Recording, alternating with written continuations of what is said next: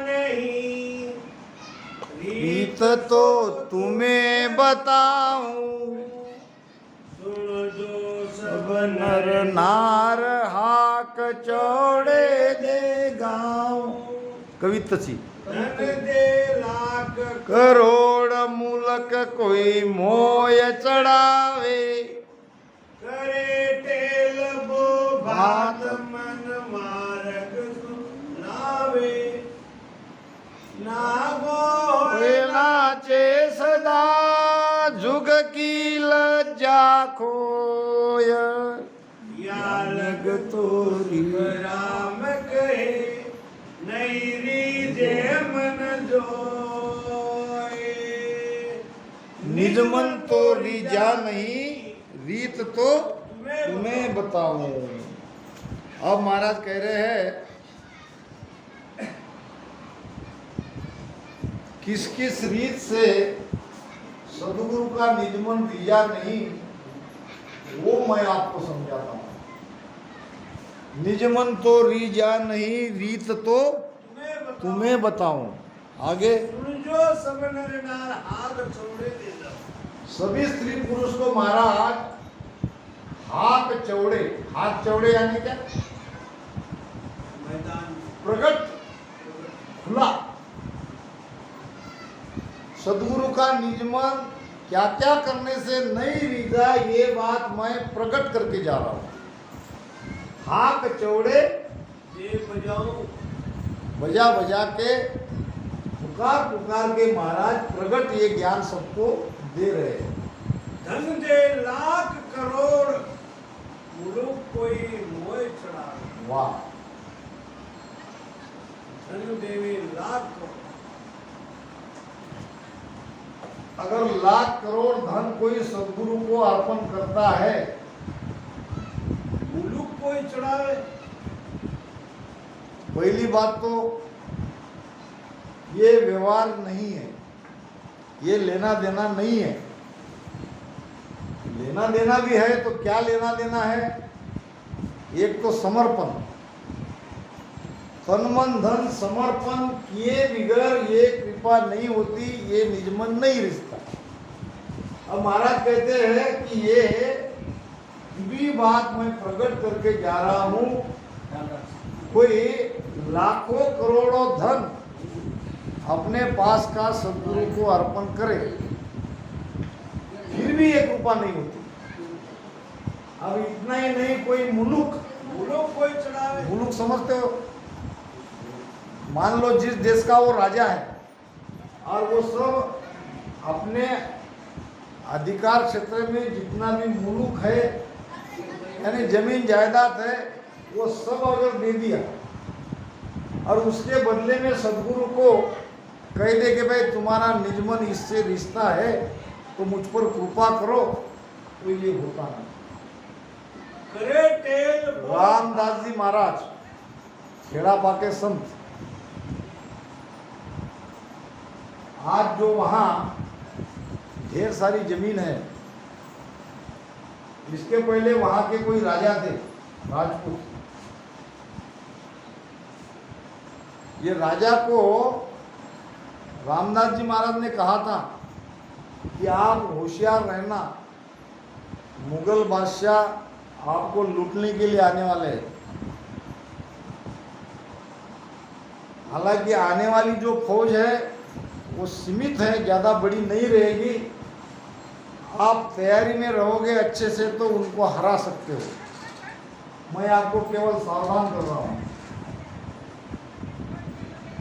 कुछ महीने बाद हुआ वैसा, बादशाह का कोई दीवान हजारों फौज लेके इस राजा पे चढ़ाई कर दी। अब ये राजा संत के कहने से पूरी तरह से तैयारी में था और इस राजा ने वो मुसलमान फौज को हरा दिया और जाके संत के दर्शन में गया और रामदास जी महाराज को कहने लगा कि ये मेरे राज में जितनी भी अच्छी जमीन है, उपजाऊ जमीन है, मैं सब तुमको तुम्हारे चरणों में चढ़ाता हूँ। हजारों एकड़ जमीन थी उस जमाने में। अभी रामदास जी महाराज कहने लगे, रामदास जी महाराज का परिचय दे दूं, सदगुरु सुखराम जी महाराज ने अपना भजन परखाने के लिए रामदास जी महाराज के पास गए थे। जाति से हरिजन थे, वहाँ मेघवाल है राजस्थान में, ये हमारे बैठे हैं उनको पता है मेघवाल कौन है। ये मेघवाल थे यानी अछूत थे, और इनके चरणों में वहाँ का राजा ये हजारों एकड़ जमीन चढ़ा रहा है। सदगुरु सुखराम जी महाराज के जैसे ब्राह्मण उनके पास जाके सत्शब्द का भेद, वो शब्द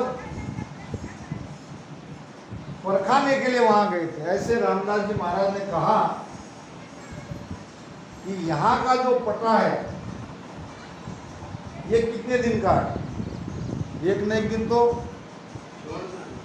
छोड़ना ही है, मगर मुझे मेरे गुरुदेव ने अमर पटा दिया है। तो हजारों एकड़ जमीन जो उनके चरणों में रखने के लिए आया था, वो पूरी जमीन उसने लौटा दी। धन दे लाख करोड़ मुलुक कोई मोह चढ़ा। इतने देने के बाद भी क्या राजा पे मेहर थोड़ी हुई, नहीं हो सकती मेहर। अब धन देता है, कोई मुलुक चढ़ाता है और कोई सेवा करता है। पेड़ यानी सेवा, कोई सेवा करता है और सेवा के बदले में भीतर में शब्द जगाने की उम्मीद रखता है, तो ये सेवा से भी काम नहीं होगा। किस किस से सदगुरु नहीं रिश्ते हैं। अगर इन वस्तु से रिझने वाले सदगुरु नहीं है, थोड़ा सा पैसा धन के लालच में हाँ अच्छा रंग दो ऐसा अगर है, तो वो गुरु हो सकते हैं, वो सदगुरु नहीं हो सकते।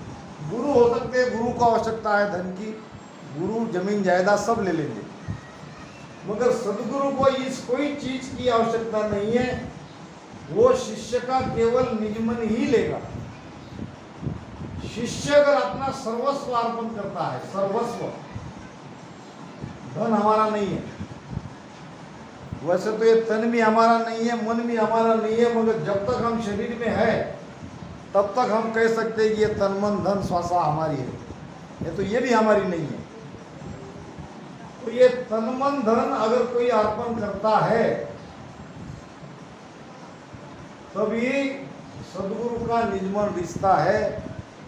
ये छोड़ के अगर कुछ भी उसको देते हैं, तन मन धन देते नहीं, तन से मन वो भजन में नहीं लगाते, श्वासारूपी धन भजन में नहीं लगाते, और बाकी चीज देते हैं, तो उससे ये कृपा नहीं होगी। निजमन तो रीजा नहीं, रीत तो तुम्हें बताऊं।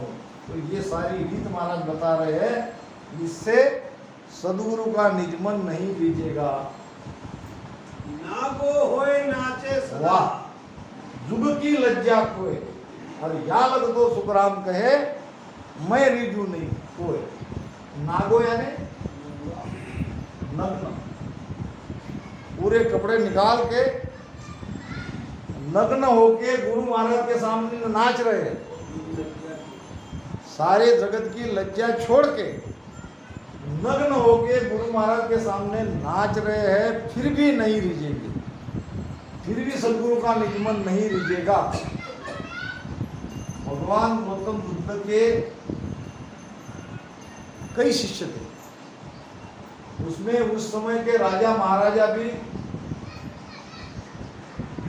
भगवान गौतम बुद्ध के शिष्य बनते थे।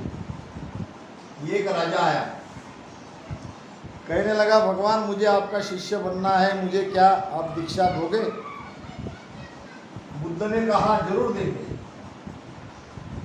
आप उससे दीक्षा ले सकते हो, केवल मेरी एक बात माननी है, अगर मान सको तो मैं तुम्हें दीक्षित कर सकता हूँ। राजा ने कहा हुकुम करो, मुझे तो दीक्षा लेनी है। तो बुद्ध ने हुकुम किया, आप आपके सारे वस्त्र निकाल दो, सारे वस्त्र निकाल दो अभी इसी समय।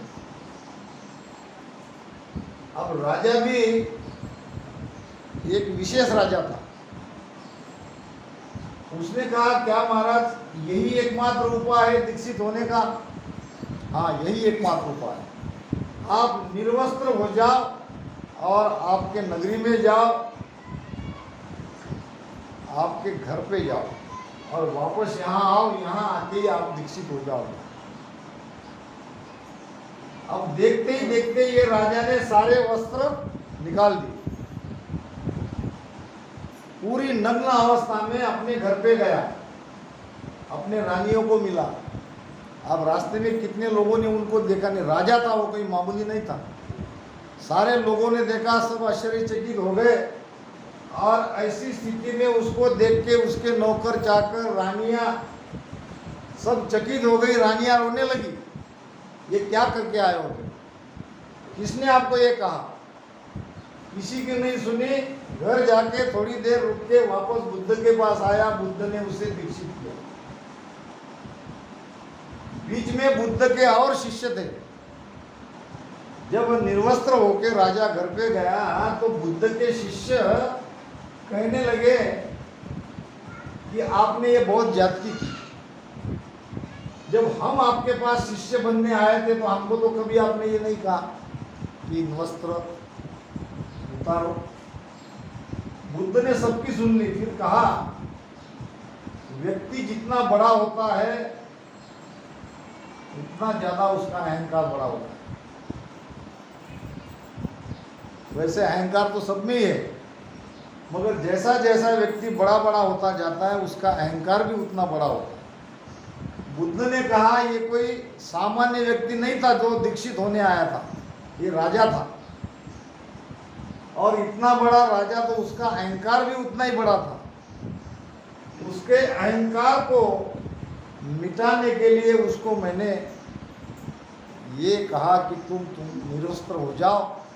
अब जब वो निर्वस्त्र हो गया तो उनका सारा अहंकार वही खत्म हो गया। सद्गुरु अहंकार खाता है, परमात्मा क्या खाता है? हमारा अहम। अहम जब तक है तब तक मोक्ष नहीं, ये बात को लिख लेना। महाराज कहते हैं एक मुगत तो मन की रे,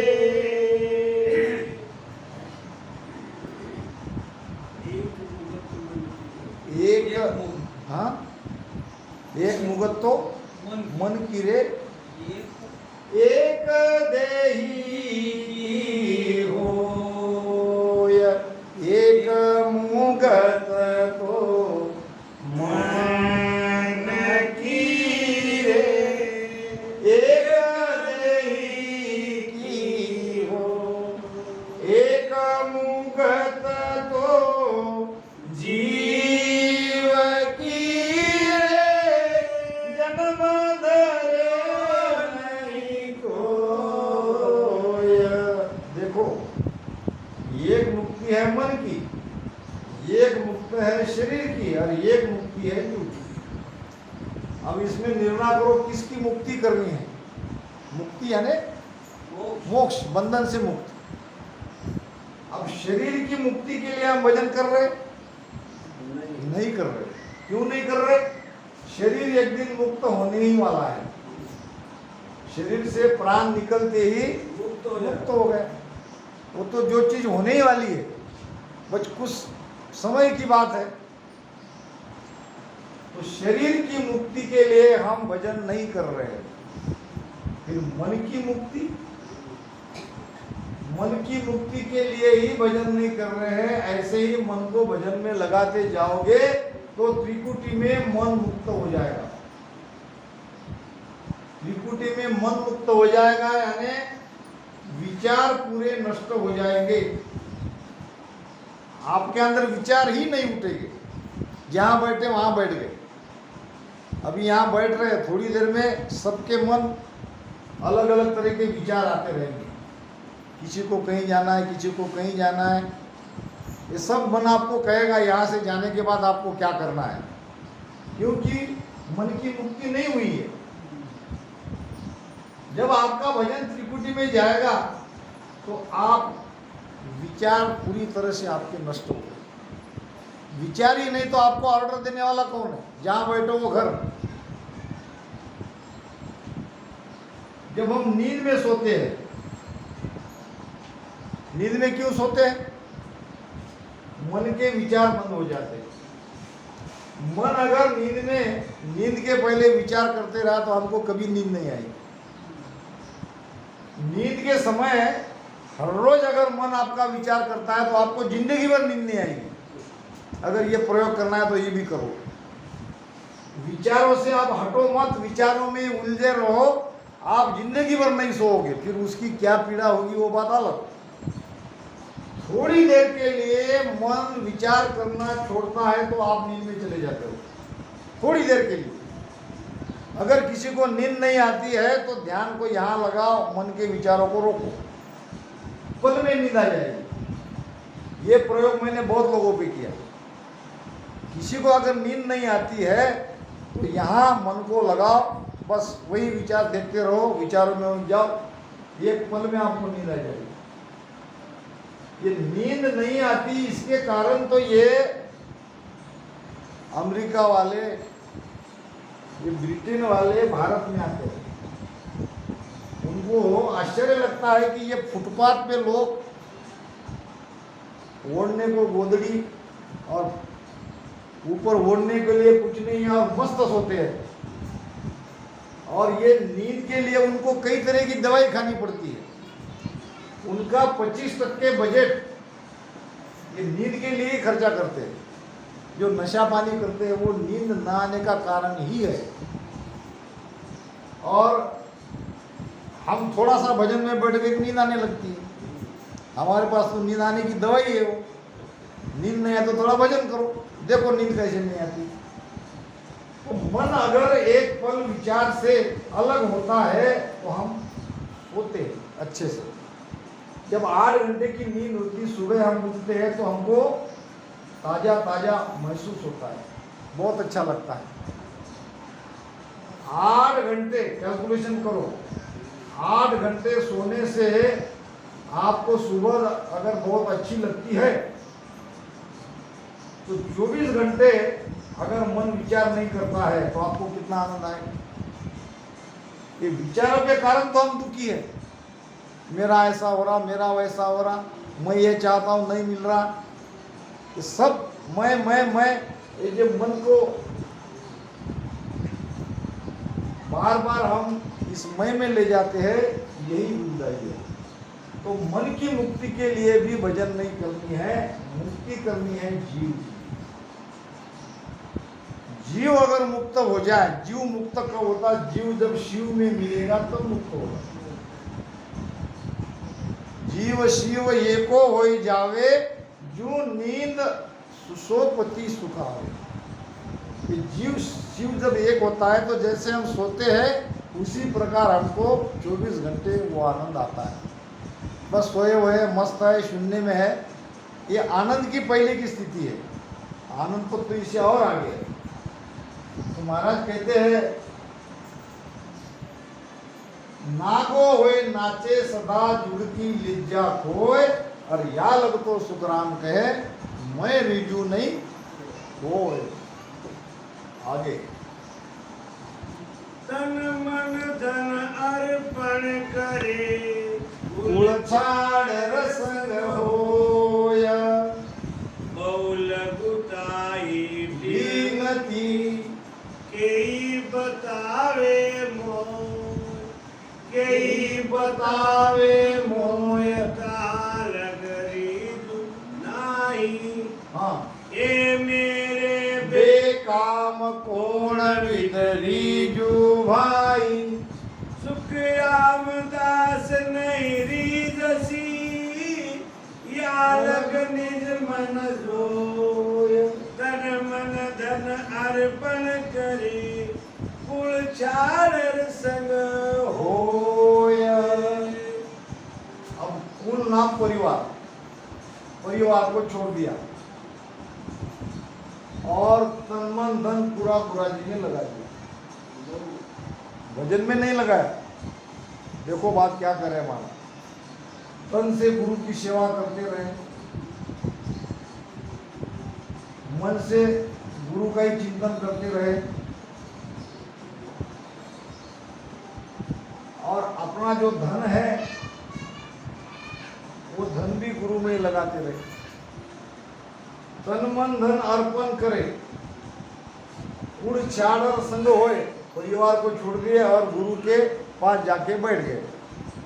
बहु लघुताई बिनती, लघुताई यानी छोटापना, बस गुरु के सामने झुकते रहे, गुरु को बार बार विनती करते रहे, प्रणाम करते रहे।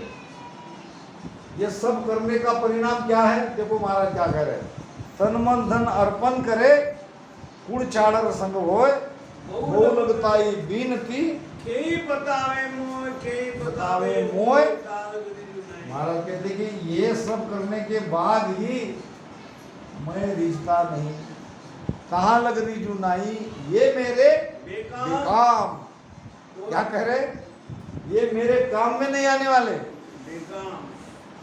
सदगुरु के काम में तो एक अपना भजन ही आएगा।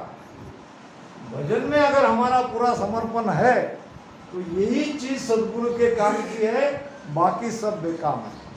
ये मेरे बेकाम कोण विद रिजू चाले, कोण विद रिजू नहीं। हाँ, शुक्रांग ना दास नहीं रिजसी यालक नहीं। इतना सब करने के बाद भी निज मन नहीं रिश्ता आगे। बाता से मन रीदसी, धन दिया तन जोय, पाशु इंद्रिया आत्मा जे चावे कहूँ तो, जे चावे कहूँ तो, गर्द जासू जोरी दे, बिना चाय की चीज देख अंतर नहीं बीजे। सुखराम करे धन माल की, मेरे गर्दन कोय, बाता से मन रीदसी, धन दिया तन जोए। अब बाता यानी क्या? बाता यानी ज्ञान। गुरु के पास जाके गुरु ने बानी जी पे बिठा दिया, बानी पढ़ने लगे, ज्ञान देने लगे। क्या रिझेगा इससे? गुरु का मन, मेरा शिष्य अच्छा ज्ञानी है, गुरु का मन रिझेगा।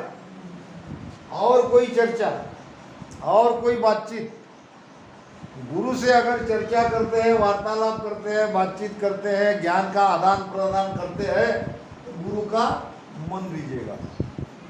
बाता से मन रीझ। और तन दिया, धन दिया तन जोय। अगर गुरु को धन अर्पण करेंगे तो गुरु का तन रिझेगा। अब तन कैसे रिश्ता है? गुरु के पास जाके अगर हम धन देते हैं, वहां अर्पण करते हैं, तो गुरु के शरीर को आराम मिलेगा। धन से ही तो मिलेगा आराम। कैसे मिलेगा? पंखा लगवा दिया, गुरु के शरीर को आराम। गुरु को ओढ़ने बिछाने के लिए जाके धन दे दिया तो गुरु ने लाया अपने पैसे से ओढ़ने बिछाने के लिए, तो गुरु के तन को आराम मिला। गुरु को अच्छा खिलाया पिलाया, गुरु के शरीर को आराम मिला। ज्ञान से मन रिझेगा, धन से तन रिझेगा। बाता से मन रीझसी, धन दिया तन जोय। पांच इंद्रिया आत्मा। अब पांच इंद्रिया जो है, पांच इंद्रिया है, कर्मेंद्रिया, ज्ञानेन्द्रिया। ये जो पांच ज्ञानेन्द्रिया है, ये सदगुरु से ज्ञान चर्चा करने से, सुनने से, या सदगुरु को धन अर्पण करने से सदगुरु की पांचों इंद्रिया को सुख मिलता है।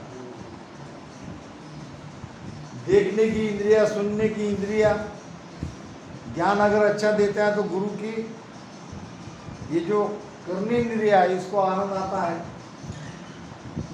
पांचों इंद्रिया आत्मा जे चावे कौन तो, आत्मा को ये पांच इंद्रिया का सुख चाहता है। अगर कोई शिष्य ये गुरु की पांचों इंद्रिया को जैसा चाहती है वैसा सुख अगर देता है महाराज आगे गरज जासू तो दोरीजे गरज जासू दो रीजे। अब ये इंद्रिया के सुख की गरज किसको है? इंद्रिया को। इंद्रिय खुशी होती इंद्रिया खुश हो जाएगी। ये मन को ज्ञान की जरूरत है तो मन राजी होगा। धन की आवश्यकता तन को है तो तन रिझेगा। इंद्रिया को कोई रिझाता है? हाँ, वो अपना कार्य करती है। 5 ज्ञानेंद्रिय है, 5 कर्मेंद्रिय है। तो कर्मेंद्रिय कुछ नहीं कर सकती जब तक ज्ञान नहीं मिलता है। ज्ञान नहीं मिलता तब तक कुछ नहीं करती, वो तो कर्म करने का काम है। जिसको जो चाहिए उसका आहार उसको मिले। अब एक एक समझते हैं हम। आग का आहार क्या है? आग का आहार क्या है? आहार यानी भोजन। आग का भोजन क्या है? देखना देखना।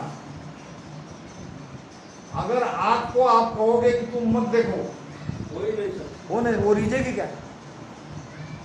आग का भोग ही है देखना। आपको आग को खुली रखनी पड़ेगी, उसको देखना दिखाना पड़ेगा। और कान का आहार है सुनना।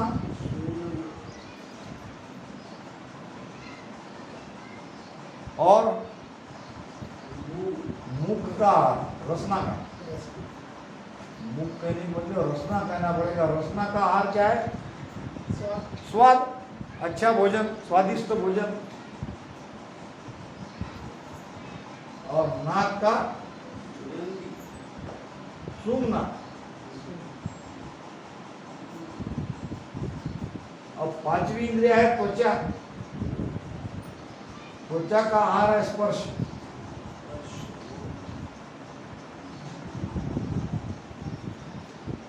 अब मन को रिझाएंगे, तन को रिझाएंगे। अब इनको जो चाहिए वो लाके देंगे, फिर भी सदगुरु का निजमन अलग रहेगा।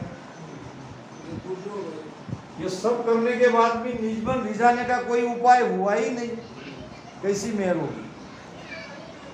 बहुत गहराई से हमको इस ज्ञान को समझना है। हम बहुत हल्के में लेते हैं, बहुत सस्ती भक्ति करते हैं। गुरु बना लिया, हो गई मेहर, बापू राम राम कर रहे, हो जाएंगे, मोक्ष में जाएंगे। सारी चीजें हमको समझना पड़ेगा। ये महाराज क्यों कह रहे? इतना आसान रहता तो इतना निर्णायक ज्ञान मेहर का क्यों महाराज देते थे? गरज जासू जो रीजे। अब आपको अगर कहोगे आपकी आप सुनो, आपको क्या कहोगे कि तुम सुनने का काम करो, आप सुनेगी? वो सुनेगी नहीं, उसकी वो गरज नहीं है। अगर रसना को कहोगे कि आप देखो, रसना कैसे देखेगी? इसी प्रकार सदगुरु का निजमन जब तक नहीं रिश्ता है तब तक ये न्यायचर सत्शब्द जागरूक नहीं होता, चाहे आप लाख उपाय करके देख लो। बिना चाय की चीज देख अंतर नहीं मिले। ये तो बिल्कुल व्यवहारिक प्रमाण है। जिस वस्तु में हमारी चाहना है, अब वो अगर नहीं देता है और कोई दूसरी वस्तु लाके देते हैं तो उसका मन रिझेगा? नहीं रिझेगा। बिना चाय की चीज अंतर नहीं। अंतर यानी निजमन। जिसको जो चाहिए वो अगर मिल जाए। अंधा क्या चाहेगा? आँख वो एक अंधे की कथा आती है और वो अंधा बड़ा होशियार रहा होगा। भगवान प्रसन्न हो गए और भगवान ने कहा मैं तुम्हें एक ही वर देता हूँ, मांगो क्या मांगते हो। भगवान को लगा ये अंधा है, ज्यादा से ज्यादा आँख मांगेगा, मगर ये अंधा बड़ा चतुर था। वैसे ऐसे चतुरी होते रहते। ये अंधे नहीं, सब जो जिसमें व्यंग है वो चतुर ही रहते हैं। इसने क्या कहा, एक ही वर तो मांगना है। तो उसने कहा भगवान मैं मेरे पोते को, मैं मेरे पोते को सोने के पल्ले में नहीं, वो नहाने के लिए क्या कहते हैं उसको, हाँ हिंदी में घमेला पात्र, ये सोने के पात्र में मैं मेरे पोते को नहाते हुए देखना चाहता हूँ। एक ही, ज्यादा नहीं। इतना होशियार है उसके पहले उसने क्या कहा, देखो बोले मैं मांगूंगा, आप दे सकोगे ना बोले। नहीं नहीं, वो तो भगवान देने को तैयार ही थे। क्या मांगा उसने?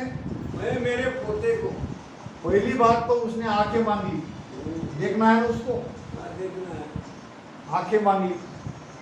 अब उसको देखना है पोते को, पोता मांग लिया।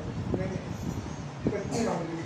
पोते को देखना है, यानी उसकी शादी भी हो गई। अब पहले शादी हो गई, शादी में वो बोलना ना। पहले हाँ उसने बोला हाँ उत्तर पर 76 देव हाँ। दोनों कैसे बता कैसे कैसे? उत्तर पर 76 देव उत्तर पर 76, वाह 76 देव दोनों कैसे बता वाह वाह, ये भी बड़ी बात। उत्तर पर 76 देव ये भी बहुत बढ़िया है। उत्तर पर 76 देव, दोनों कैसे बता आप पुत्र के ऊपर छत्र मांगा और एका म्हणजे राजा तो इससे भी ज्यादा मांगना ये हो गया ना। ये तो 76 ही मांग रहा है। यहाँ क्या मांग रहा? अब पोते तक जाने के लिए पहले उसकी शादी हो जाए। अब शादी के होने के बाद उसको बच्चा होगा, फिर बच्चे की शादी होगी, पोता होगा, यानी इतनी उम्र भी मांग ली उसने। उम्र भी मांग ली, पत्नी भी मांग ली, और सोने के पात्र में नहाते हुए देखना। तो आदमी जो थे वो जो धनवान होगा